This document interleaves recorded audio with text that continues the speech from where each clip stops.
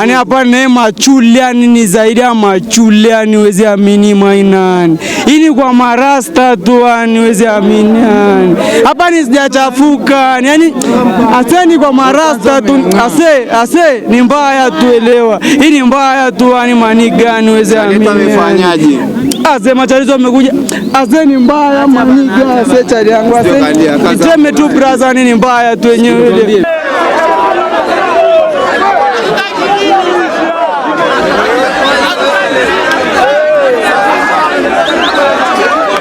Ni hali ya sintofahamu imetokea katika msiba wa George Shayo, kijana mwendesha bodaboda ambaye siku chache zilizopita alipata ajali ya kugongwa na gari wakati akifanya majukumu yake ya kila siku ya kujitafutia kipato. Kubwa zaidi ambalo limetokea katika msiba huu ni pamoja na vijana waendesha bodaboda katika mji huu wa Babati kudai kwamba kijana mwenzao atazikwa kichwa kuelekea magharibi, huku familia ikidai mtoto wao azikwe kichwa kuelekea mashariki, mzozo ambao baadaye vijana waliamua kuzika vile walivyohitaji wao. Katika msiba huu pia vijana walionekana kutumia mikono kumzika mwenzao badala ya kutumia mabeleshi kama ilivyozoeleka katika misiba mingine. Mimi jina langu naitwa Mdoli. Mheshimiwa bwana, ndugu yetu amefariki kwa ajali ya bodaboda, amegongwa na semi. Na kutokana na ajali ile imetokea, yani matali yenyewe na machule wewe unaona yenyewe. Yani ni wana hasira ni wote, yani kwanza haelewi. Yani kutokana na matukio yenyewe yanatokea ni kila siku yenyewe watu ni ugomvi.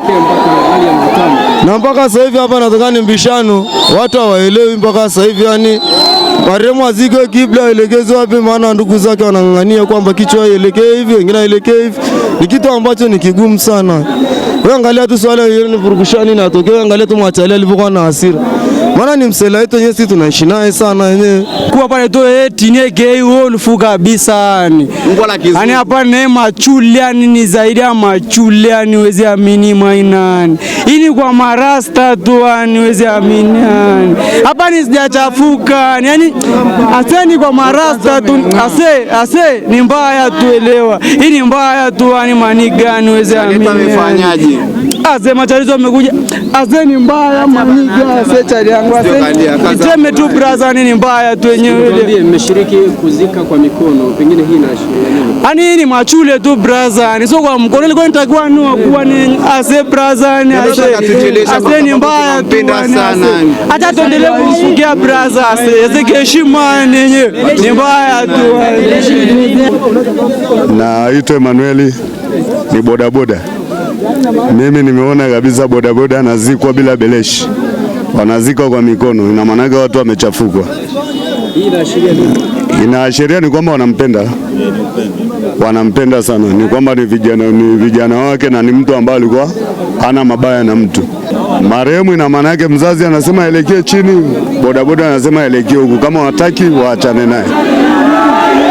Umesikia hiyo? Yani hapo na maana yake bodaboda wamechafuka, na maana yake wanazika kwa mikono bila beleshi. Utaratibu ni kwamba wanampenda, ni mtu ambaye labda alikuwa ni mtu wa watu, ni mtu ambaye alikuwa anawapenda watu. Sasa bodaboda jinsi ambavyo walivyodai, wasema wazazi kama wanataka aelekee hivi, na maana yake inawezekana eti wamemtoa msukulu, anasema aelekee huku mahali makaburi mengine alipoelekea. Kwa maoni yangu wako sahihi, kwa maana yake amekuja kumzika kijana wao. Unamwona hata mchungaji mwenyewe hajaja, ameondoka.